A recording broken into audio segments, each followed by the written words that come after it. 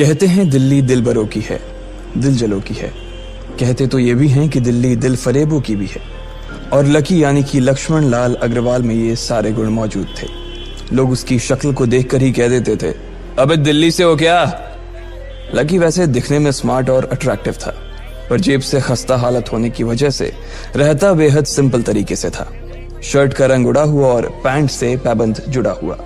कहने को तो उसकी उम्र के लड़के दिल्ली की सड़कों पर रात को मोटर बाइक दौड़ाते थे, लेकिन लकी उर्फ लक्ष्मण लाल अग्रवाल सिर्फ कमरे से कॉलेज में पढ़ाई और गर्लफ्रेंड डिंपल के साथ थोड़ा वक्त बिताना, फिर कॉलेज से दुकान, दुकान से जब होम डिलीवरी आए तो वहां, और फिर घर चला जाता था। हाँ, कभी कभी जब वो किसी लड़के को खाली सड़क पर मोटर बाइक दंदनाते हुए देखता तो कहता, एक दिन अपना टाइम भी आएगा जब मैं चश्मा लगाकर बैठूंगा और पीछे डिंपल को बैठाऊंगा। देखना, जब वो मेरी कमर में अपना हाथ कसेगी और मैं तेजी से मोटरसाइकिल को इंडिया गेट के आसपास दौड़ाऊंगा, तो सारे दिल्ली का दिल हम दोनों को देखकर जलेगा। दुकान में रखा हुआ बर्नॉल भी काम नहीं आएगा। लकी ने कहा और अपने हाथ में बर्नॉल की क्रीम को दबा दिया। जैसे ही उसने क्रीम को दबाया, उसका क्रीम बाहर आ गई। अबे गाधे, क्या कर रहा है? वो कोई स्पंज की गेंद है क्या जो उसे दबा रहा है? दुकान के मालिक ने उससे फटकारते हुए कहा और उसके सर पर एक चपत लगा दी। Sorry sir. लकी ने अपना सिर बचाते हुए कहा। वो करोल बाग में स्थित एक छोटी सी मेडिकल स्टोर पर काम करता था।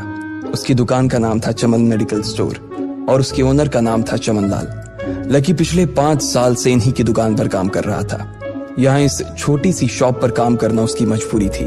लाइफ में कंगाली की वजह से उसे कॉलेज में पढ़ाई पूरी करने के लिए पार्ट टाइम जॉब करना था। उसने कई अच्छी जगह अच्छी तनख्वाह की नौकरी ढूंढी पर नहीं मिली और वो इस मेडिकल स्टोर पर ही अटक गया। गधे, अब इसके पैसे क्या तेरा बाप भरेगा? कटेगा। इसका पैसा भी तेरी तनख्वाह से कटेगा और एमआरपी से डबल रेट में कटेगा। चमन ने अपने दांतों को किचमिचाते हुए कहा। गुस्से की वजह से उसकी नाक फूल गई थी और लकी की सांसें। उसने घबराते हुए ओनर से पूछा, एमआरपी से डबल क्यों सर जी? ताकि अगली बार से ऐसी कोई हरकत करने से पहले तू डबल बार सोचे। चमन ने कहा और उसके हाथ से ट्यूब छीन ली। उसका जी तो चाह रहा था कि वो लकी की खोपड़ी पर एक और बार अपना हाथ साफ कर ले, लेकिन उससे पहले ही दुकान का फोन बजने लगा। फोन की घंटी बजते ही लकी को वहां से निकलने का मौका मिल गया और वो भागते हुए फोन उठाने के लिए चला गया। हेलो जी, करोल बाग के बेस्ट मेडिकल चमन मेडिकल स्टोर से बोल रहा हूं, बताइए क्या काम था? ये लकी की पेटेंट लाइन थी। चाहे कहीं से भी फोन आए, लेकिन उसे फोन पर बस यही बोलना था। जैसे ही इधर लकी ने अपनी बात कही, उधर से जवाब आया, मैं अप्रूविंग नाइट होटल के कमरा नंबर 303 से बात कर रहा हूँ। एक छोटा सा ऑर्डर है, नोट करो और जल्दी से होटल पर डिलीवर करवा दो। वो एक लड़के की आवाज थी। उसकी आवाज में काफी भारीपन और एक अजीब सी जल्दबाजी थी। जैसे ही लकी ने वो आवाज सुनी, पता नहीं क्यों उसे वो आवाज जानी पहचानी सी लगी। जी सर, बताइए आपका क्या ऑर्डर है? हाँ तो लिखो, हार्ट प्ले के 2 पैकेट और 1 पैकेट टिश्यू। लकी, जो कि अपना पेन लेकर खड़ा था, हार्ट प्ले का नाम सुनते ही झिझक गया। असल में हार्ट प्ले नाम का एक कंडोम आता था और इसलिए उसका नाम सुनते ही लकी शर्मा गया था। इतने साल से भी मेडिकल की स्टोर पर काम करने के बाद उसे इन चीजों का नाम सुनने में शर्म आती थी। हेलो भाई, लिखा कि नहीं लिखा? उस आदमी ने फिर से लकी से पूछा। जी सर, लिख लिया सर, लिख लिया। लकी ने खिसिया कर हंसते हुए कहा। लिख लिया तो फिर लेकर निकल, उस लड़के ने कहा। उसकी आवाज सुनकर ना जाने ऐसा क्यों लग रहा था कि वो बहुत बड़ा आदमी था। जी सर, मैं सर, लेकिन सर बाहर तो बारिश हो रही है, लकी ने कहा। उसने देखा कि बाहर बहुत तेज बारिश हो रही थी। उनकी दुकान के सामने पानी भर गया था और तेज हवाओं की वजह से चमन मेडिकल स्टोर का बोर्ड भी गिर गया था। लकी को लग रहा था कि वो इतनी तेज बारिश में अभी एकदम से तो नहीं निकल पाएगा, तो उसने उस लड़के को समझाते हुए कहा, सर मैं ऑर्डर तो ले आऊंगा पर थोड़ा टाइम लग जाएगा, बारिश थोड़ी थम जाए आप। इससे पहले कि वो कुछ आगे बोल पाता, फोन पर लड़का बोल पड़ा। तुम्हारे मालिक को पता है कि तुम मल्होत्रा जी के लड़के को मना कर रहे हो? हाँ पता है, बारिश हो रही है, इसलिए सारा सामान अच्छे से थैली में पैक करके लाना और लेट नहीं होना चाहिए, समझे? उस लड़के ने कहा और इससे पहले कि लकी आगे कुछ कह पाता, उसने फोन काट दिया। उधर से लकी के दुकान का ओनर उसे घूर कर देखा जा रहा था। लकी के हाथ में पेन और पेपर देखकर ही वो समझ गया था कि उसके पास कोई ऑर्डर आया था। आज वैसे भी इतनी बरसात होने की वजह से सुबह से इक्का दुक्का ग्राहक ही दुकान पर आए थे। ऐसे में उसकी दुकान का मालिक एक भी ऑर्डर को छोड़ना नहीं चाहता था।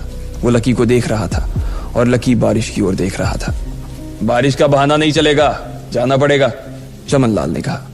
मैं बहाना नहीं कर रहा सर, थोड़ी बारिश धीमी हो जाए तो मैं चला जाऊंगा। अभी आप खुद ही देखिए कितनी तेज बारिश है। वो पता नहीं कोई मिस्टर मल्होत्रा का कोई बेटा कुछ ज्यादा ही जल्दी में था। मैं साइकिल से तो पहुंच नहीं पाऊंगा इतनी जल्दी। लकी ने उनकी ओर देखते हुए कहा। क्या कहा? मिस्टर मल्होत्रा जी का बेटा? तू मेरी दुकान बंद करवाएगा क्या? अभी क्या भी निकल उनका ऑर्डर लेके, वो हमारे बहुत पुराने कस्टमर है, चमन ने कहा। पर लकी ने कहा ही था कि चमन बोला। पर कुछ नहीं, तू मेरी मोटरसाइकिल ले जा, उसने गुस्से में कहा। अरे सर जी, 200 के ऑर्डर में मुश्किल से 40 रुपए बचेंगे, इससे 3 गुने का तो पेट्रोल ही लग जाएगा, और अगर गाड़ी रास्ते में बंद हो गई तो अलग से खर्चा, लकी ने समझाते हुए कहा। वो जानता था कि उसका मालिक इन सब बातों पर ध्यान नहीं देने वाला। चमन लाल बोला। कोई बात नहीं, तू जा, चाहे जो हो जाए ग्राहक नाराज नहीं होना चाहिए, और वैसे भी वो मल्होत्रा जी का बेटा है। चमन लाल ने मोटरसाइकिल की चाबी लकी की ओर उछालते हुए कहा। लकी ने चाबी ली। उसे देखकर उसके अंदर मिक्स फीलिंग आ गई। एक तो वो बहुत खुश हुआ कि बड़े दिनों बाद बाइक चलाने को मिलेगी, पर वहीं दूसरी तरफ दुखी इसलिए हुआ कि बाइक मिली भी तो ऐसी तेज बारिश में, अगर खराब हो गई तो इसकी चपत भी उसके सिर पर ही पड़ेगी। वो मुंह लटकाकर रेनकोट और हेलमेट पहनते हुए वहां से निकल गया। बाहर आकर बाइक को देखा तो लकी ने मन में सोचा, चलो ठीक है, जो होगा देखा जाएगा, कम से कम बाइक तो चलाने को मिल रही है। दरअसल लकी इतने साल काम करने के बाद भी अपने लिए एक मोटरसाइकिल नहीं ले पाया था। लकी की तनख्वाह ही इतनी भर थी कि सिर्फ उसके कमरे का किराया, उसकी साइकिल में डालने वाली हवा का खर्च, बिजली पानी का बिल और डिम्पल के साथ महीने में 1-2 बार बाहर खाने का खर्चा ही निकल पाता था। उसे डिम्पल की कही बात अक्सर याद आती थी। लकी, अगर अगले 2 महीने में तूने बाइक नहीं खरीदी ना तो मैं तेरे से ब्रेकअप कर लूंगी, देखना। असल में डिम्पल को लकी के साथ बाइक पर घूमने की बड़ी तमन्ना थी। लकी की इस उजाड़ जिंदगी में एक वही तो थी जिसके लिए जिंदा रहने को उसका जी चाहता था। जब भी वो उससे बाइक की बात करती तो लकी डिम्पल की इस बात को हंसकर टाल देता था। वो अपने मन में इस बात को अच्छे से जानता था कि डिम्पल उससे बहुत प्यार करती थी और वो उससे कभी छोड़कर नहीं जा सकती थी।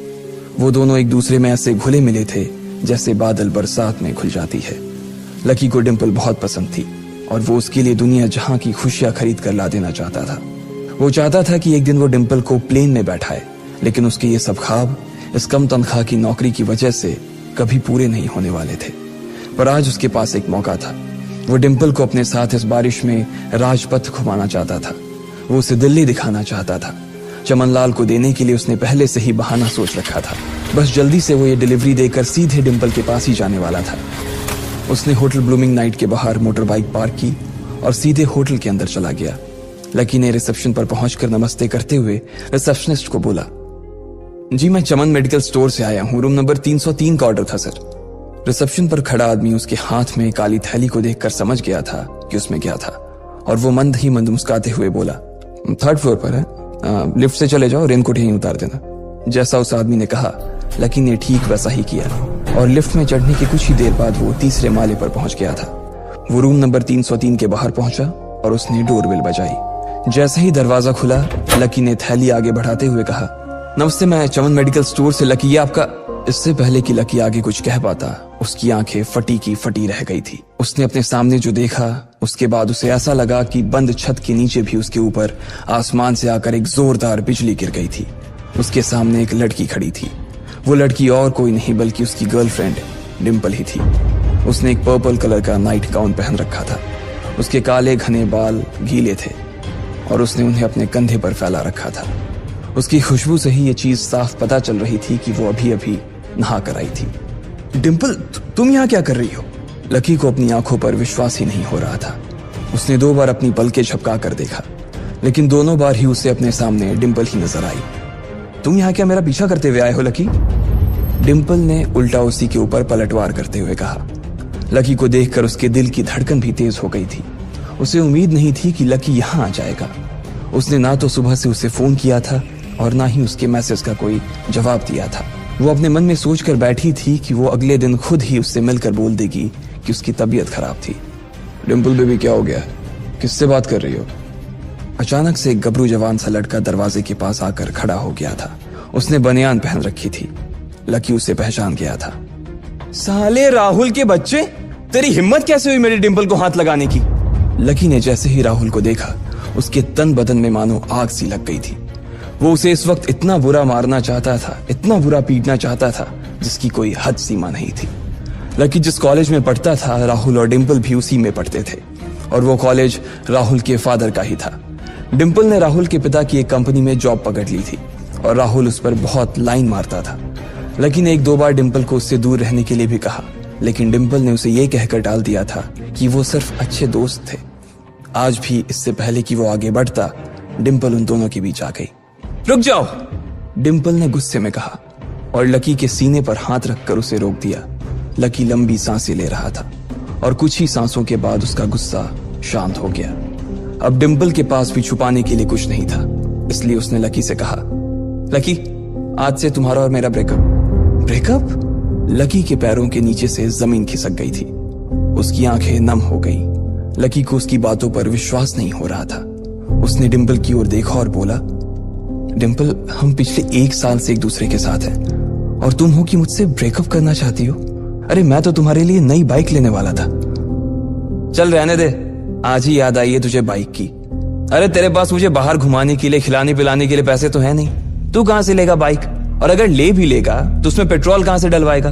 तेरी 8,000 रुपए महीने की नौकरी, उसमें होगा ये सब? लोग हंसते हैं मेरे ऊपर जब मैं सरोजनी में तेरे साथ घूमती हूँ। मैं ऐसी लाइफ नहीं जीना चाहती लकी। मैं तेरी तरह गरीब नहीं रहना चाहती। तूने मुझे फंसाया था, उल्लू बनाया था तूने मुझे, इसलिए मैंने राहुल से मैचअप कर लिया है। आज से यही मेरा बॉयफ्रेंड है। डिंपल ने गुस्से में कहा। अच्छा, तो बेबी ये है तुम्हारा वो बेकार सा एक्स बॉयफ्रेंड? राहुल ने पूछा और डिंपल के बगल में आकर खड़ा हो गया। फिर उसने लकी के हाथ से थैली उठाई और उसमें से हार्ड प्ले का पैकेट निकालकर उसे चिढ़ाने के लिए उसे हवा में लहराने लगा। बाप रे, इससे बदकिस्मत इंसान इस दुनिया में और कौन होगा? राहुल ने उसकी टांग खींचते हुए कहा। लकी के पास उसकी बात का कोई जवाब नहीं था। उसने गुस्से से डिंपल की ओर देखा और अपनी हाथों की मुट्ठी भींच ली। फिर वो वहां से निकल गया। अबे पैसे तो ले जा, सब कुछ फ्री में देता जाएगा क्या? राहुल ने जोर से ठहाके लगाते हुए कहा, लेकिन लकी बिना उसकी बात सुनते ही निकल गया। उसके दिमाग में डिंपल के कहे शब्द गूंज रहे थे। उसने कभी सपने में नहीं सोचा था कि डिंपल उसके साथ कुछ ऐसा भी कर सकती थी। जिस इंसान के लिए वो इतना कुछ करना चाह रहा था, उसे उसकी कोई कदर ही नहीं थी। लकी इतना हताश हो गया था कि बुरी तरह से रोने लगा। इस बार वो लिफ्ट से नहीं बल्कि सीढ़ियों से नीचे उतरा और एक एक सीढ़ी उतरने के साथ उसके आंसू आंखों से छलकते जा रहे थे। जब उसकी आवाज सुनकर कुछ लोग अपने कमरे से बाहर आए तो लकी ने तुरंत अपने आंसू पोंछे और तेजी से वहां से भाग गया। उसे जिंदगी में पहली बार प्यार हुआ था और पैसों की कमी की वजह से ना सिर्फ उसका प्यार बल्कि उसकी पूरी जिंदगी बर्बाद हो गई थी। लकी जैसे ही बाहर आया तो उसने देखा कि बाहर अंधेरा हो गया था। आसमान में तेज बिजली कड़की और बारिश जो थमी थी एकाएक फिर से झमाझम बरसने लगी। ये देख लकी के थमे हुए आंसू एक बार फिर से छलक गए। उसका दिल बुरी तरह से टूट चुका था, लेकिन उसे इस बात की खुशी भी हो रही थी। आखिर आज उसे डिंपल का असली चेहरा नजर आ गया था। वो तो उसके साथ घर बसाने की सोच रहा था, लेकिन अच्छा हुआ कि उसने पहले ही उसका घर बर्बाद होने से बचा लिया। लकी को दुख तो बहुत हो रहा था, पर उसे यह भी लग रहा था कि उसे आगे चलकर यही दुख उसे खुशी देने वाला था। लेकिन एक चीज थी जो लकी को परेशान कर रही थी, वो थी उसकी माली हालत। उसकी जेब इतनी तंग थी कि उसे फटी हुई जेब की पैंट पहनकर घूमना पड़ता था। कभी कभी तो लकी सिर्फ रोटी खाकर दिन काट लेता था। वो कब से कोशिश कर रहा था कि कोई अच्छा काम पकड़ सके, लेकिन उसे कोई काम देने को राजी नहीं था। उसने टूटे हुए दिल को दिलासा देते हुए मन में सोचा कि डिंपल पर खर्च होने वाले पैसे बच जाने से शायद उसके हालत सुधर जाएंगे, पर फिर भी वो रातों रात रईस नहीं हो जाने वाला था। उसने ऊपर आसमान की ओर देखा और जोर से चिल्लाया, अगर इतना ही अनलकी बनाना था तो फिर नाम लकी क्यों रखा भगवान? वो जितनी जोर से चिल्ला सकता था उतनी जोर से चिल्लाया। उसकी आवाज से आसपास खड़े लोग एक बार तो डर गए थे। लकी ऊपर ही देख रहा था और उसके आंसू बारिश के पानी के साथ मिल गए थे। जैसे ही वो फूट कर रोने को था, तभी उसके फोन पर एक मैसेज आया। जैसे ही लकी ने अपना फोन निकालकर उस मैसेज को पढ़ना शुरू किया, उसकी तो आंखें ही चमक गई। अचानक उसके आंसू हंसी में बदल गए और वो जोर जोर से वहीं सड़क पर नाचने लगा। उस मैसेज में लिखा था, परिवार की रिसर्च और परिवार के निर्णय के हिसाब से अग्रवाल परिवार का वारिस लक्ष्मण लाल अग्रवाल उर्फ लकी ने गरीबी अभ्यास की परीक्षा को पास कर लिया है और आज से ही वो उस जमीन और उस जायदाद का मालिक हो जाएगा जो परिवार ने उसके नाम कर रखी थी। ये एक ऐसा मैसेज था आखिर कौन था लकी? क्या थी उसकी असलियत? और वो कैसे रातों रात ही अनलकी से लकी हो गया था? आपको क्या लगता है, क्या होंगे इन सभी सवालों के जवाब? कमेंट बॉक्स में कमेंट करके जरूर बताएं। और सभी सवालों के जवाब को जानने के लिए सुनते रहिए इंस्टा मिलीनियर सिर्फ। उस मैसेज को पढ़ने के बाद भर बरसात में भी उसका चेहरा सूरज की तरह खिल उठा था। लकी ने इस मैसेज को पढ़कर खत्म किया ही था कि उसके फोन पर बारिश की बूंदें जमा होने लगी थीं। लकी ने थोड़ी देर की खुशी मनाने के बाद याद किया कि वो सच में गरीब नहीं था। असल में उसके परिवार ने उसे एक परीक्षा में डाल रखा था जिसका नाम था गरीबी अभ्यास परीक्षा। इस परीक्षा के तहत लकी को अग्रवाल खानदान में उसके नाम की जमीन और जायदाद पर तभी हक मिलने वाला था जब वो इस परीक्षा को पास कर लेता। अचानक से उसे याद आया कि वो गरीब नहीं था बल्कि गरीब होने की परीक्षा दे रहा था। हालांकि परीक्षा देते देते उसे 8 बरस हो चुके थे, इसलिए उसे एहसास होने लगा था कि वो कभी परीक्षा को पास ही नहीं कर पाएगा और हमेशा हमेशा के लिए गरीब ही रह जाएगा। अच्छा हुआ चली गई, अब मिलना कभी। लकी ने होटल की तीसरी मंजिल की ओर देखा और पानी के अंदर ही अपना पैर पटक दिया। वो डिंपल को कोस रहा था। उसने अपनी मोटरसाइकिल उठाई और फिर से चमन मेडिकल स्टोर जाने के लिए मुड़ने लगा।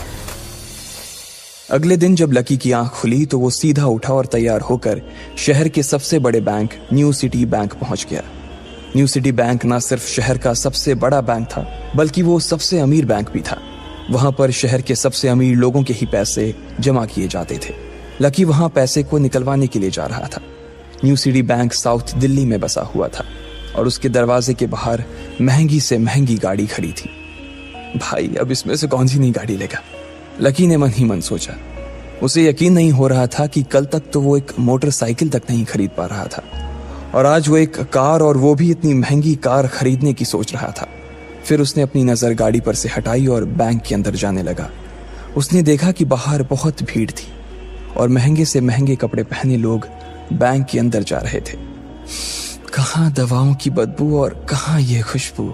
उसने एक बहुत ही गहरी सांस के अंदर ज्यादा से ज्यादा खुशबू को समेटने की कोशिश करते हुए अपने मन में सोचा, लेकिन अगले ही पल उसके मन में संकोच पैदा हो गया था। रातों रात लकी की किस्मत तो बदल गई थी, लेकिन उसके कपड़े नहीं बदल पाए थे। इतने बड़े बैंक में वो वही कपड़े पहनकर आ गया था जो वो अक्सर अपने काम पर पहनकर जाता था। पैसे लेते ही ना सबसे पहले नए कपड़े खरीदने हैं, लकी ने अपने आप से कहा और फिर बैंक के अंदर दाखिल होने लगा। जैसे ही उसने दरवाजे को धक्का दिया, उसे आवाज आई, आउच! लकी थोड़ा सा हड़बड़ी में दिखाई दे रहा था और इस जल्दबाजी के चक्कर में वो एक लंबे बाल वाली लड़की से जा टकराया था जो कि उसके बगल में ही चल रही थी। माफ करना, मैं आपको देख नहीं पाया, सॉरी। लकी ने तुरंत उससे हाथ जोड़कर माफी मांगते हुए कहा। उस लड़की ने इतने अच्छे कपड़े पहन रखे थे कि उसे देखकर ही लग रहा था कि वो किसी अमीर घराने की लड़की थी, इसलिए सॉरी बोलते वक्त ना चाहते हुए भी लकी के हाथ उसके सामने जुड़ गए थे। लेकिन जब उस लड़की ने लकी के कपड़े और उसके हुलिये को देखा तो उसने अपनी नाक भौं सिकोड़ ली। वो लगभग हर रोज इस बैंक में आया और जाया करती थी, लेकिन उसने आज तक इस बैंक के अंदर लकी जैसे फटीचर आदमी को घुसते हुए नहीं देखा था। उसके बालों में से आंवले की तेल की गंध आ रही थी। उसने गुस्से भरी नजरों से लकी की ओर देखा और बोली, क्यों नहीं देख पाए? मैं क्या ट्रांसपेरेंट हूं?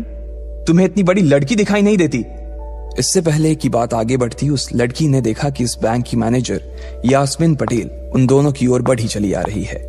उसने भी लकी को देखकर वैसी ही शक्ल बनाई थी जैसी शक्ल उस लंबी लड़की ने बनाई थी। I am so sorry miss, आपको कहीं लगी तो नहीं? यास्मीन ने उस लड़की से पूछा और फिर घिन्न भरी नजरों से लकी की ओर देखने लगी। लकी तमतमाती आंखों से उन दोनों को देखा जा रहा था। वो जानता था कि उसने इतनी जोर से भी दरवाजा नहीं खोला कि उसे चोट लग जाए, लेकिन असल में उसे यह मालूम नहीं था कि वो लोग उसे नहीं बल्कि उसके कपड़े को देख रहे थे। यास्मीन ने लकी को ऊपर से नीचे तक देखा और ना जाने उसके मन में क्यों शक पैदा हो गया। क्या आप मुझे बता सकते हैं कि आप यहाँ पर किस काम से आए हैं? यास्मीन ने बड़ी मुश्किल से अपने चेहरे पर एक मुस्कान लाते हुए कहा। वो उसका हुलिया देखकर ही समझ गई थी कि वो यहाँ का कस्टमर तो नहीं था। लकी ने अपने आप को संभाला और कहा, हाँ, वो मैं अपना पैसा निकलवाने के लिए आया था। पैसे निकलवाने के लिए आए हो? यास्मीन ने लकी की बात को ही दोहराते हुए कहा। वैसे तो वो लकी की बात पर जोर से हंसना चाहती थी, लेकिन उसने अपने आप को थोड़ा सा काबू में कर लिया था। लकी की बात सुनकर उसे लग रहा था कि वो कोई पागल था जो यहाँ जबरदस्ती घुसा चला आ रहा था। हाँ तो क्या आपके पास कार्ड है? यास्मीन ने उससे आगे पूछा। न्यू सिटी बैंक का कार्ड हासिल करना एक बहुत ही मुश्किल भरा काम था। अगर किसी को भी उस बैंक का कार्ड लेना था तो सबसे पहले उस आदमी को अपने खाते में कम से कम 5 लाख रुपए जमा करवा कर रखने पड़ते थे, तब जाकर उसे कहीं कार्ड मिलता था। लेकिन लकी तो पहली बार ही यहां आ रहा था, इसलिए उसके पास कार्ड होने की कोई संभावना ही नहीं थी। लकी जब यास्मीन के सवाल का जवाब नहीं दे पाया तो यास्मीन ने फिर उससे पूछा, मैं पूछ रही हूं कि आपके पास कार्ड है? वो समझ गई थी कि लकी पागल ही था, जो कहीं से भागकर सीधा उनके बैंक में आ गया था। कार्ड नहीं मेरे पास। लकी ने उसके सवाल का जवाब दिया और वो फिर इधर उधर देखने लगा। जैसे ही उस लंबे बालों वाली लड़की ने लकी का जवाब सुना तो वो खिलखिलाकर हंस पड़ी। यास्मीन को तो सिर्फ लग रहा था कि वो पागल है, लेकिन वो लड़की तो अपने मन में मान चुकी थी कि यह लड़का कोई पागल ही है जो कहीं झोपड़ पट्टी से यहां आ गया है। इससे पहले कि आगे कोई कुछ कह पाता, उस लंबे बालों वाली लड़की के पिता वहां आ गए और बोले, चलो बेटी। उनके हाथों में कुछ कागजात थे। लकी ने देखा कि उन्होंने महंगा सा सूट पहन रखा था। उस लड़की ने यास्मीन के दोनों हाथों को पकड़ा और बोली, यास्मीन देखो, अगर इस तरह के सड़क छाप लोग तुम्हारे बैंक में ऐसे ही घुसते चले आए ना और बाकी कस्टमर्स को परेशान करने लगे तो तुम्हारे बैंक की इमेज और उसके शेयर्स दोनों को काफी नुकसान होगा। एक मैनेजर होने के नाते तुम्हें इन सब चीजों का ध्यान रखना चाहिए। मुझे उम्मीद है कि आगे मेरे साथ ऐसा कुछ नहीं होगा। उस लड़की ने कहा और अपने पिता के साथ बैंक के बाहर चली गई। अपना ध्यान रखना कोयल मैडम, मैनेजर ने उसकी गाड़ी तक छोड़ने के लिए आते हुए कहा। आज तो वो बाल बाल बच गई थी। कोयल और उसके पिता इस बैंक के सबसे पुराने और सबसे वफादार कस्टमर्स थे। अगर आज यास्मीन उन्हें नाराज कर देती और वो उसके बैंक से अपना खाता बंद करवा देते तो शायद यास्मीन की नौकरी तक जा सकती थी। और यह सब हो रहा था उस पागल लकी की वजह से। इसे जल्द से जल्द यहां से भगाना पड़ेगा, यास्मीन ने अपने आप से कहा और फिर बैंक के अंदर आने लगी। यास्मीन उसे अपने बैंक से बाहर निकालने के तरीके के बारे में सोच रही थी, मगर जैसे ही वो बैंक में दाखिल हुई उसने देखा कि लकी वहां था ही नहीं। अरे अब ये कहां चला गया? उसने अपने आप से पूछा। वो इधर उधर देखने लगी, लेकिन लकी वहां भी नहीं था। यास्मीन को अच्छे से पता था कि वो उसके सामने तो बाहर नहीं निकला था। इसका मतलब था कि वो बैंक के अंदर ही था, लेकिन यास्मीन उसे ढूंढ नहीं पा रही थी। कुछ देर तक बैंक के सारे कोनों को देख लेने के बाद यास्मीन को लगा कि शायद लकी यहाँ बहुत ही असहज महसूस कर रहा होगा, और जब वो कोयल को दरवाजे पर छोड़ने के लिए आई तब उसके पीछे पीछे वो भी निकल गया होगा। चलो जान बची, यास्मीन ने अपने आप से कहा और अपने केबिन में आकर बैठ गई। जैसे ही उसने आज के दिन की पहली फाइल उठाई थी उसे किसी एक की झलक दिखी। ये कोई और नहीं बल्कि लकी ही था। अरे ये कहां छिपा हुआ था? यास्मीन ने अपने आप से ही कहा और तुरंत फाइल को टेबल पर रखकर वो ऑफिस के बाहर आ गई। उसने देखा कि लकी बैंक के VIP लॉन्ज के बाहर खड़ा था और उसके खंबे की आड़ की वजह से वो यास्मीन की नजर से बाहर हो गया था। अब यास्मीन को तो वो मिल गया था, लेकिन उसके लिए उससे भी बड़ी एक और मुसीबत खड़ी हो गई थी। लकी जिस कमरे के बाहर अभी खड़ा था उस कमरे के अंदर शहर के सभी रईस लोगों का उठना बैठना था। बैंक के सिलसिले में या फिर किसी दूसरे काम के सिलसिले में वो सभी लोग यहीं आकर बात किया करते थे। उस कमरे के अंदर जो लोग बैठे थे उन सबके करोड़ों रुपए इस बैंक के खाते में जमा थे। अब अगर ऐसे में लकी वहां घुस जाता तो सब लोग मिलकर यास्मीन की गर्दन पर चढ़ जाते। रुको, जहां हो वहीं खड़े रहो, यास्मीन जोर से और साथ ही गुस्से से चिल्लाई। बाकी के लोग जो वहां खड़े थे वो यास्मीन की ये चीख सुनकर डर गए थे। कुछ लोगों को उसकी इतनी जोर से आवाज करने की वजह से गुस्सा भी आ गया था और यास्मीन सबसे मुस्कुराते हुए माफी मांगकर आगे बढ़ती जा रही थी। वो लकी को किसी भी तरह से उस कमरे में जाने से रोकना चाहती थी, लेकिन उससे पहले ही वो उस कमरे के अंदर दाखिल हो चुका था। अरे यार, ये आदमी है या गधा? यास्मीन ने अपना ही सिर पीटते हुए कहा और वो भी उस कमरे के दरवाजे की ओर बढ़ने लगी। उसने उस कमरे का दरवाजा खोलने की कोशिश की, लेकिन वो अंदर से लॉक हो गया था। बाप रे, ये कैसा आदमी है? बिना परमिशन के अंदर घुसा तो घुसा, लेकिन दरवाजा भी अंदर से बंद कर लिया। अब यास्मीन की सांसें फूलती जा रही थी। उसे बहुत डर लग रहा था। उसका जी यह सोचकर घबराए जा रहा था कि ना जाने अंदर लकी और उस रिलेशन मैनेजर के बीच क्या हो रहा होगा। इधर जैसे ही लकी कमरे में दाखिल हुआ, वहां का कस्टमर रिलेशन मैनेजर जो कि सोफे पर फैला हुआ था, वो उसे देखते ही अचानक सीधा बैठ गया। हेलो सर, कैसे हैं आप? उसके मुंह से बिना लकी को देखते हुए ये शब्द निकले। उसे याद था कि इस कमरे में कुछ खास लोग ही आते थे, और जो भी आते थे यास्मीन उनके आने की खबर उसे पहले ही दे देती थी। लेकिन इस वक्त जो आदमी उसके सामने खड़ा था, उसे देखते ही वो अपनी जगह पर जम गया था। ना तो वो कहीं से भी वीआईपी लग रहा था और ना ही वो उसका कोई रिश्तेदार था। कौन हो भाई तुम? क्या चाहिए तुम्हें? उस मैनेजर ने 20 साल के जवान लड़के को देखते हुए कहा। मैं यहां अपना पैसा लेने आया हूं। लकी ने सीधे मुद्दे की बात को मैनेजर के सामने रखते हुए कहा। तुम्हारे पास हमारा सुप्रीम कार्ड है? मैनेजर ने उससे ऊपर से नीचे तक देखा और पूछा। नहीं नहीं, मेरे पास कोई कार्ड नहीं है, लकी ने कहा। तो फिर हम तुम्हें कोई पैसा नहीं दे सकते। चलो अभी दरवाजा खोलो और सीधा बाहर निकलो, मैनेजर ने कहा और सोफे पर से उठ गया। नहीं, मैं अपना पैसा लिए बिना नहीं जाऊंगा यहां से, लकी भी जिद पर अड़ गया। अरे बोला ना, बिना कार्ड वाले को पैसा नहीं मिलता है, और वो भी पैसा होगा तब तो मिलेगा ना, मैनेजर ने उसके करीब आते हुए कहा। अरे पैसा है तभी तो निकालने आया हूं सर, लकी ने कहा। देख, फालतू की बहस मत कर सुबह सुबह, वरना मैं सिक्योरिटी को बुला लूंगा तो वो लोग मार मार कर बाहर निकालेंगे तुझे। लकी यह सुनकर घबरा गया था। मैनेजर के चेहरे का गुस्सा उसे साफ नजर आ रहा था, लेकिन ऐसा भी नहीं था कि वो झूठ बोल रहा था। भले ही उसके पास कार्ड नहीं था, लेकिन इसका मतलब ये नहीं था कि वो अग्रवाल खानदान का लड़का नहीं था। जैसे जैसे मैनेजर उसकी ओर बढ़ता चला जा रहा था, लकी का डर भी बढ़ता जा रहा था। मैनेजर को लग रहा था कि वो कोई संकी था और वो उसे धक्का मारकर बाहर निकालने के लिए आगे बढ़ ही रहा था कि अचानक घबराए हुए लकी के दिमाग में एक आइडिया आया। फिंगरप्रिंट! उसने अपना अंगूठा कमरे में मौजूद उस मैनेजर के सामने उठाते हुए कहा। फिंगरप्रिंट? कौन सा फिंगरप्रिंट? मैनेजर ने चौंकते हुए पूछा। अरे अरे आपने कहा ना कि आपको कार्ड चाहिए, पर मेरे पास कार्ड नहीं है, फिंगरप्रिंट है, और मुझे मालूम है कि आपके यहाँ फिंगरप्रिंट से भी पैसे निकलते हैं। यह कहते ही लकी ने एक राहत की सांस ली थी, लेकिन मैनेजर को यह समझ नहीं आ रहा था कि आखिर लकी को फिंगरप्रिंट की जानकारी मिली कैसे। तुम फिंगरप्रिंट यूज करना चाहते हो? मैनेजर ने लकी को घूरते हुए पूछा। लकी की शक्ल और उसका हुलिया मैनेजर के लिए उसकी बातों से मेल नहीं खा रहा था। हाँ, मैं फिंगरप्रिंट यूज करना चाहता हूं सर, लकी ने सीना चौड़ा करते हुए कहा। उसे इस तरह देख तो मैनेजर और भी कंफ्यूज हो गया था। मैनेजर ने सोचा कि उसे एक चांस देना चाहिए, इसलिए उसने लकी को फिंगरप्रिंट इस्तेमाल करने की इजाजत दे दी थी। वो अपनी टेबल के पास गया और उसके दराज में फिंगरप्रिंट वाली मशीन ढूंढने लगा। 2-3 ड्रॉर में झांकने के बाद आखिरकार उसे वो मशीन मिल गई थी। चुपचाप यहां पर अपना अंगूठा लगाओ, मैनेजर ने मशीन को आगे बढ़ाते हुए लकी से कहा। लकी ने अपनी फटी हुई पैंट के पिछले हिस्से में अपना अंगूठा पोंछा और फिर उस मशीन पर लगा दिया। 2 सेकंड बाद मशीन में से एक आवाज आने लगी। उसके अंदर एक लाल बत्ती चल रही थी और वो जोर जोर से बीप कर रही थी। देखा, तुम्हारा फिंगरप्रिंट मैच नहीं कर रहा है। मैंने पहले ही बोला था कि कोई खाता नहीं है इस बैंक में तुम्हारा। मैनेजर ने लकी को ऐसे देखा जैसे वो कोई बड़ा अपराधी था। मैनेजर उसकी पैंट की ओर देखने लगा। उसे लग रहा था कि लकी ने अपनी जेब में कोई हथियार छुपा रखा था और वो मैनेजर को बेवकूफ बना रहा था। इससे पहले कि लकी अपनी जेब से कोई बंदूक या बम निकालता, मैनेजर ने अपना फोन निकाला और पुलिस का नंबर लगाने लगा। लकी ने उसकी स्क्रीन पर देख लिया था कि वो 100 नंबर पर फोन लगा रहा था। लकी बुरी तरह से घबरा गया था। वो बहुत ही उत्साह और जोश में अंदर तक तो चला गया था, लेकिन उसे मालूम नहीं था कि वो इतनी बड़ी मुसीबत में फंसने वाला है। अब आगे क्या होने वाला था? क्या लकी उसे पुलिस को बुलाने से रोक पाता? कहीं उसे कोई फेक मैसेज तो नहीं आया था?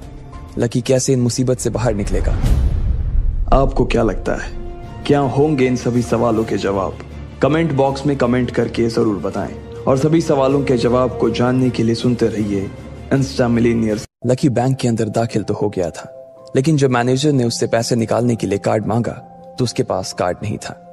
उसकी फटेहाल हालत देखकर पहले ही मैनेजर को गुस्सा आ रहा था और उसमें लकी ने ये डिमांड रख दी थी कि वो फिंगरप्रिंट से पैसे निकलवाना चाहता था। लेकिन पानी तब सर के ऊपर से निकल गया जब उंगली मैच नहीं हुई। मैनेजर ने फोन निकाला और पुलिस को फोन लगाने लगा। अरे अरे ये क्या कर रहे हो? देखिए सर, मेरी बात सुनिए, मैं कोई क्रिमिनल नहीं हूं। हो सकता है मैंने गलत उंगली लगा दी हो, बस आप मेरे को एक लास्ट बार फिंगरप्रिंट लगाने दो प्लीज। लकी ने उसके सामने हाथ जोड़ते हुए कहा। देख, ये उंगली भी अगर नहीं लगी ना तो फिर ये मत कहना कि मैं अगली उंगली भी ट्राई करके देखता हूँ। बार बार ऐसा नहीं चलने वाला है। अगर ये वाली काम नहीं की तो मैं सीधा पुलिस को फोन करने वाला हूँ अभी, मैनेजर ने लकी को धमकाते हुए कहा। उसने अपने एक हाथ में मशीन और दूसरे हाथ में मोबाइल फोन पकड़ा हुआ था। उसने अपने स्क्रीन पर पुलिस का नंबर खोल रखा था और उसका अंगूठा हरे बटन पर ही टिका हुआ था। इधर लकी ने अपने सीधे हाथ की उंगली को अपने पैंट से साफ किया और भगवान का नाम लेकर उसे उस मशीन पर लगा दिया। जैसे ही उसकी उंगली उस मशीन पर पड़ी, अब की बार फिर मशीन से एक आवाज आई और वो चमक कर हरी हो उठी।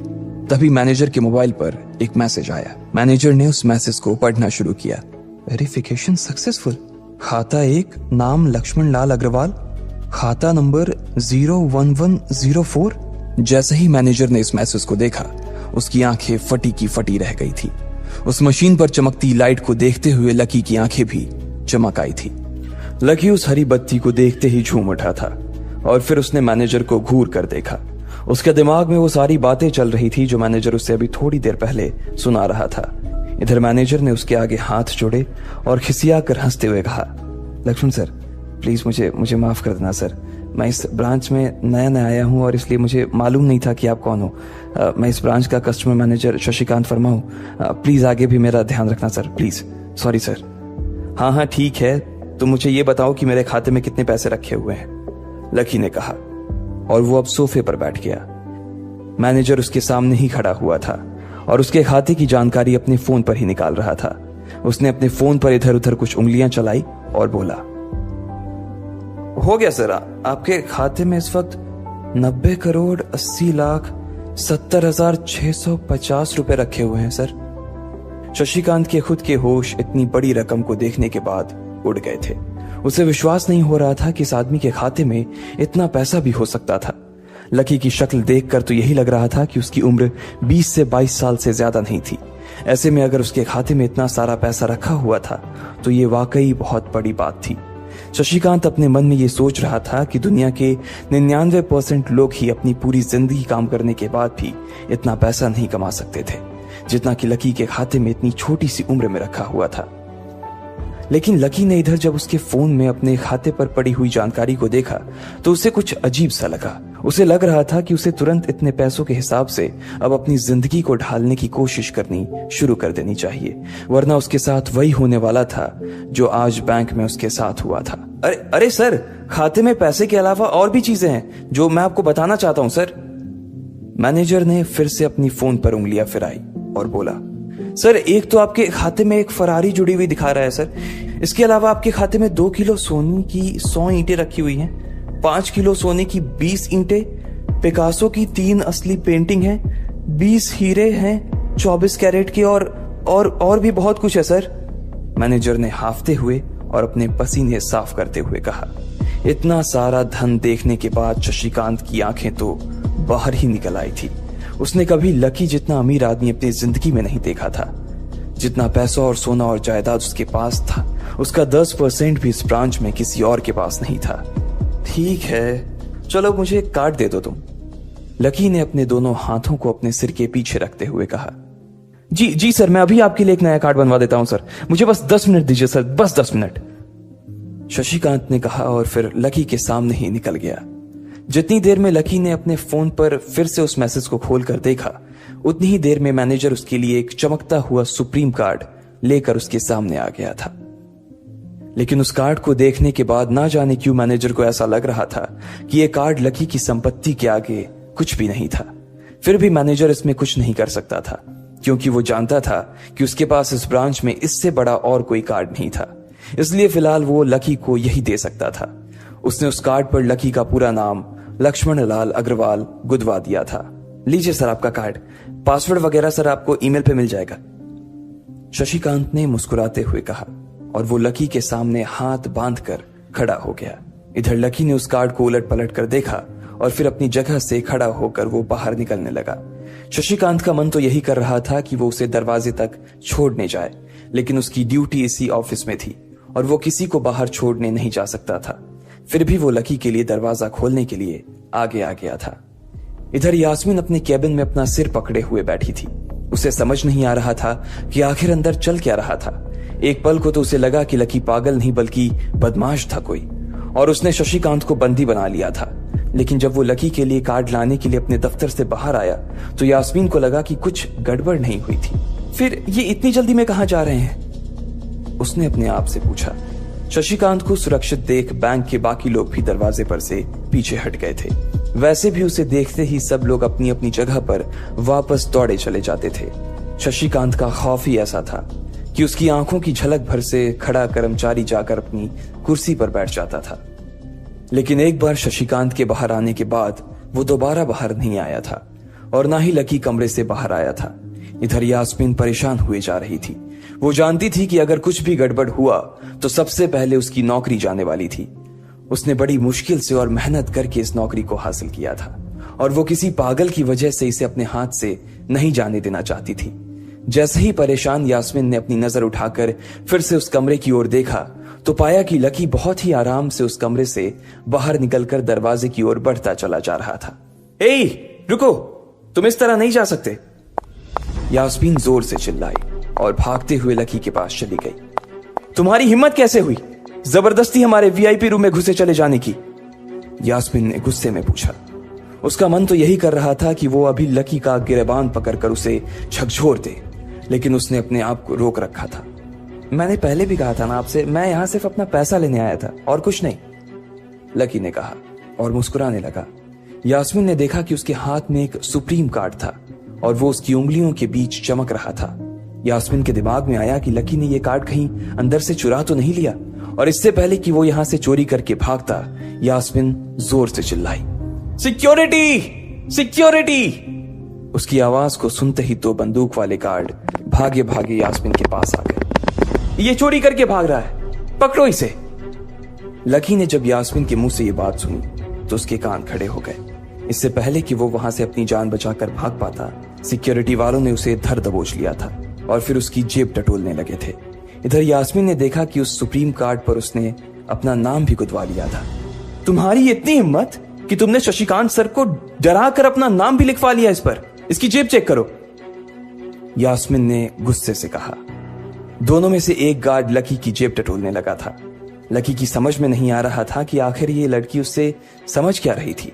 अगर उसे उसके खाते या इसकी संपत्ति या सिर्फ इसके परिवार के बारे में भी पता चल जाता तो भी यास्मीन उसके पैरों में गिर जाती। इससे पहले कि लकी अपनी सफाई में कुछ कह पाता, एक गार्ड बोला, मैडम, इसकी जेब में तो कुछ नहीं है, बल्कि फटी हुई जेब है इसकी। तभी उसकी बात सुनकर दूसरे सिपाही ने कहा, मैडम, हो सकता है ये इसी जेब में चाकू रख कर लाया हो और उसको निकालते वक्त उसी चाकू से इसकी जेब फट गई होगी। मुझे तो ऐसा ही लग रहा है। दूसरे सिपाही ने अपनी लड़खड़ाती जबान में बोला, अरे पागल हो क्या? ये सब आप लोग क्या बोल रहे हो? शशिका। इससे पहले कि लकी आके कुछ बोल पाता, एक गार्ड ने उसके दोनों हाथों को मरोड़ दिया था। इधर यास्मीन अपने मन में सोच रही थी कि अगर वो चाकू लाया था तो फिर वो चला कहां गया था। बाप रे! अचानक से यास्मीन की आंखें बड़ी सी हो गई थी। उसे लगा कि लकी ने उस चाकू से शशिकांत का खून कर दिया था। यास्मीन ने तुरंत अपना फोन निकाला और पुलिस को फोन मिलाते हुए कहा, हेलो पुलिस स्टेशन, मैं न्यू सिटी बैंक से बोल रही हूँ। हमारे बैंक में एक सनकी चोर घुस आया है और उसने हमारे कस्टमर मैनेजर का खून कर दिया है। आप प्लीज जल्दी आ जाइए सर। यास्मीन ने घबराते हुए कहा और फोन रख दिया। तब तक दोनों गार्ड ने लकी को नीचे घुटनों के बल बैठा दिया था और उसके सिर पर बंदूक तान दी थी। जैसे ही बाकी लोगों ने भी अपनी आंखों के सामने ये मंजर देखा तो वो सब लोग भी लकी के आसपास घेरा बनाकर खड़े हो गए। अंदर बैठे मैनेजर ने जब इस हलचल को देखा तो वो भी अपना सारा सिस्टम बंद करके बाहर आ गया। अरे क्या हो रहा है ये सब? उसने जोर से आवाज देते हुए पूछा। जैसे ही सब लोगों ने उसकी आवाज सुनी तो वो चौंक गए और शशिकांत वर्मा की ओर देखने लगे। देखने वालों में यास्मीन भी शामिल थी और उसने देखा कि उसका मैनेजर तो जिंदा है और सही सलामत उसकी आंखों के सामने खड़ा था। सर, आप जिंदा हैं? यास्मीन ने खुशी और आश्चर्य भरे भाव के साथ शशिकांत की ओर देखते हुए कहा, लेकिन अगले ही पल उसकी खुशी की जगह दुख ने ले ली थी। उसे एहसास हो रहा था कि आखिर उसने कितनी बड़ी गलती कर दी थी। यास्मीन ने अपनी ही जुबान काट ली थी और उसके जले पर नमक छिड़का शशिकांत ने। उसने कहा, मैं क्यों इतनी जल्दी मरने लगा और तुमने ये सब क्या तमाशा लगा रखा है? उसने कहा और फिर उस भीड़ की ओर बढ़ने लगा। जैसे ही वो आगे आया उसने देखा कि उन लोगों ने लकी को गन पॉइंट पर बैठा रखा है। अरे किसने किया? किसने किया ये? शशिकांत तुरंत लकी की ओर दौड़ा और उसने उसके पास खड़े दोनों गार्ड्स को हटा दिया। फिर लकी को उठाने के लिए उसने अपना हाथ उसकी ओर बढ़ा दिया और बोला, sir, I am really sorry sir. इस बेवकूफी के लिए मैं आपसे माफी मांगता हूं sir. I am really sorry sir. Shashikant उसके पैरों में ही गिरने को हो गया था। लकी उसका हाथ पकड़कर खड़ा हुआ और फिर यास्मीन की ओर घूरने लगा। आप पूछ रहे थे ना ये किसने किया? इसने किया है ये। और इसने सिर्फ इतना ही नहीं किया बल्कि इसने पुलिस को भी बुला लिया है। इसे लग रहा है कि मैं कोई क्रिमिनल हूं जिसने आपका खून कर दिया है और आपसे ये कार्ड चुरा कर भाग रहा हूं, ये कार्ड जो आपने मुझे दिया है। लकी ने यास्मीन की ओर उंगली दिखाते हुए गुस्से में कहा। अचानक ही सब लोग थोड़ा पीछे हटकर यास्मीन को देखने लगे थे। यास्मीन घबराई हुई सी फर्श पर तो कभी छत को देखे जा रही थी। यास्मीन, जो मैं सुन रहा हूं क्या वो सच है? शशिकांत ने यास्मीन को घूरते हुए गुस्से में पूछा। उसकी आंखों में छुपे गुस्से को यास्मीन बर्दाश्त नहीं कर पा रही थी, इसलिए उसकी ना तो लकी से और ना ही शशिकांत से नजर मिलाने की हिम्मत हो रही थी।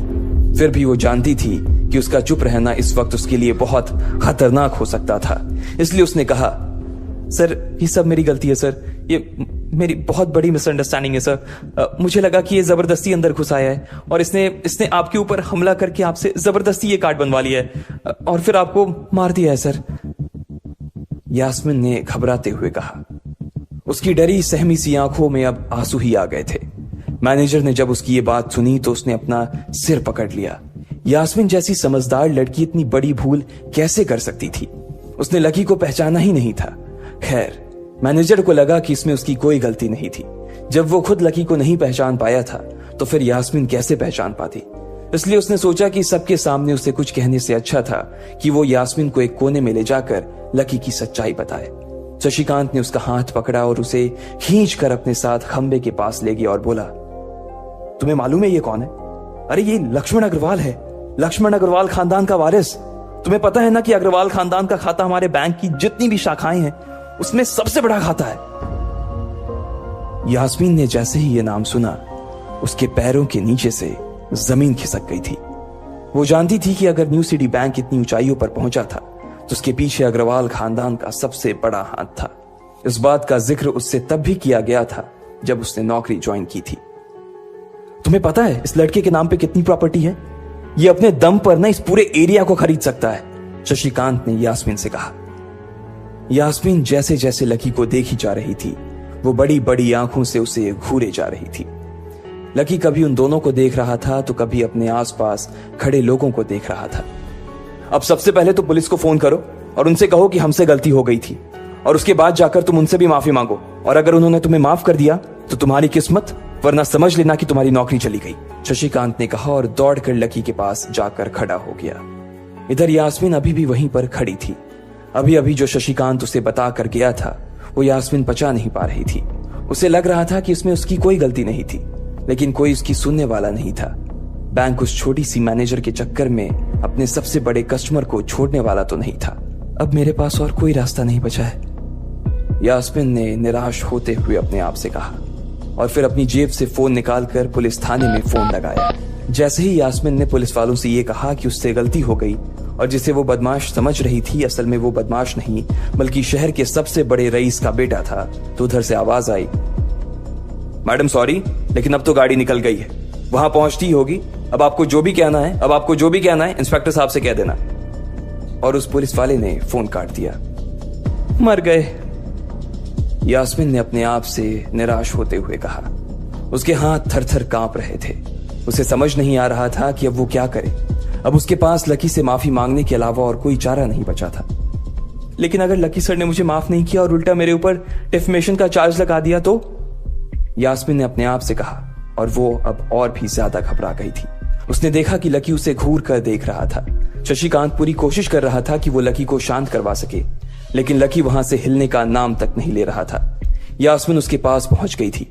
वैसे तो वो जानती थी कि उसे माफी मांगने से उसकी किस्मत बदलने वाली तो थी नहीं, फिर भी उसने एक बार कोशिश करनी चाहिए और लकी से कहा, सर मैं आपको गलत समझ रही थी सर, एक्चुअली आपके। यास्मीन ने उसके कपड़े को देखा और एक सांस लेते हुए आगे बोली, सर प्लीज मुझे माफ कर दीजिए सर, मेरी इंटेंशन आपको हर्ट करने की बिल्कुल भी नहीं थी।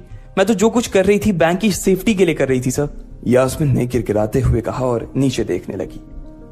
इट्स ओके, कोई बात नहीं है, लकी ने कहा और उसके हाथ से अपना सुप्रीम कार्ड लेकर निकल गया। यास्मीन को अपने कानों पर तो विश्वास ही नहीं हो रहा था। वो मान ही नहीं पा रही थी कि लकी ने उसे माफ कर दिया था। उधर लकी को अपने आप पर विश्वास नहीं हो रहा था कि वो रातों रात इतना अमीर हो गया था।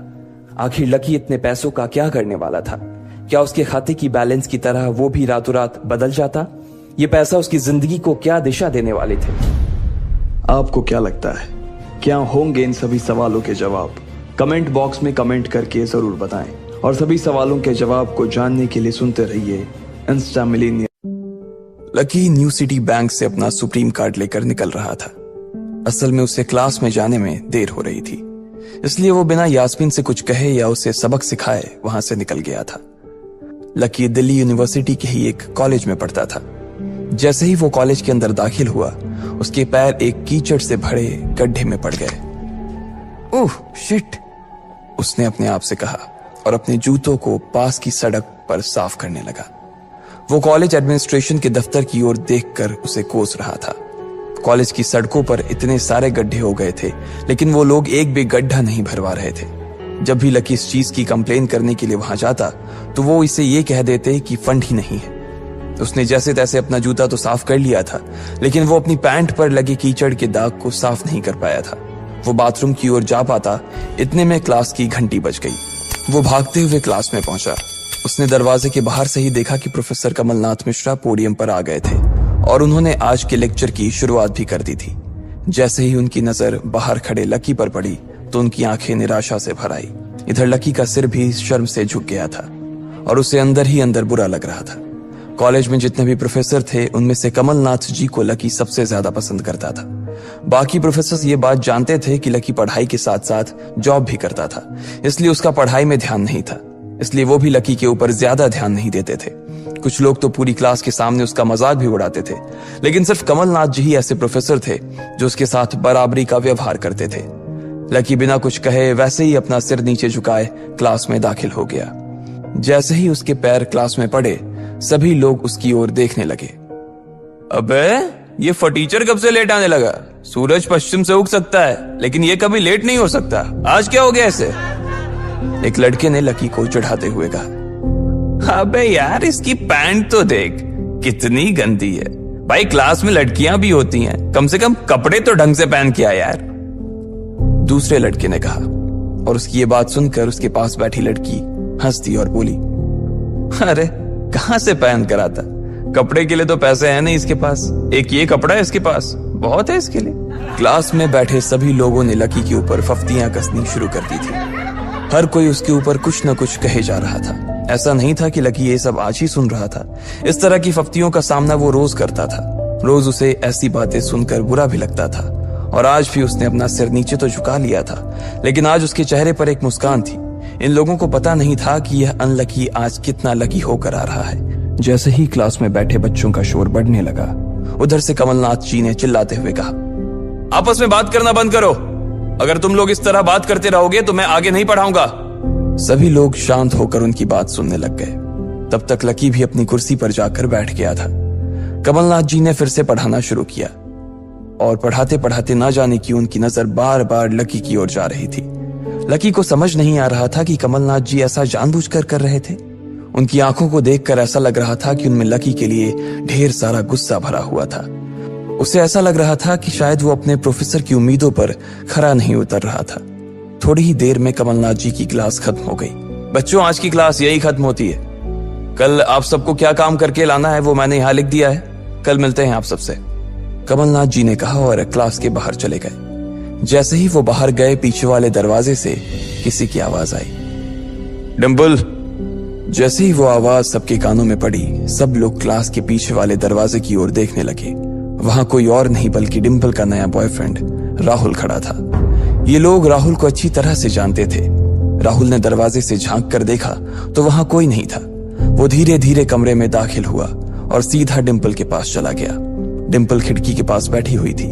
जैसे ही राहुल उसके पास पहुंचा, डिंपल ने अपने हाथ उसकी गर्दन में किसी हार की तरह डाल दिए और उसकी बाहों में झूम उठी। उधर राहुल ने भी डिंपल को सबके सामने चूम लिया था। ये नजारा देखते ही सबकी नजरें लकी के ऊपर जा टिकी। सबको अभी तक तो यही पता था कि डिंपल लकी की गर्लफ्रेंड है। किसी को इस बात की खबर नहीं थी कि उन दोनों का ब्रेकअप हो गया था। डिंपल को राहुल की बाहों में देखकर लकी के तन बदन में आग तो लग गई थी, लेकिन फिर भी वो शांत होकर वहीं बैठा हुआ था और उसने अपने गुस्से पर काबू कर लिया था। अरे भाई लकी, क्या हो रहा है ये सब? डिंपल राहुल के साथ कैसे?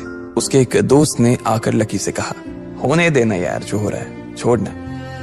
लकी ने कहा उसका इस बारे में किसी से बात करने का कोई मन नहीं हो रहा था। अरे भाई तुझे पता है वो राहुल कितना चालू आदमी है, अभी तक इस कॉलेज की 5 लड़कियों को फंसा चुका है और ये डिंपल छठी है। लकी के दोस्त प्रीतम ने उससे कहा। उसकी ये बात सुनते ही लकी ने प्रीतम को घूर कर देखा। प्रीतम को लगा कि लकी को उसकी बात का बुरा लगा था, लेकिन अगले ही पल वो उसे देखकर मुस्कुराया और बोला, कोई बात नहीं भाई, सबकी अपनी अपनी लाइफ है।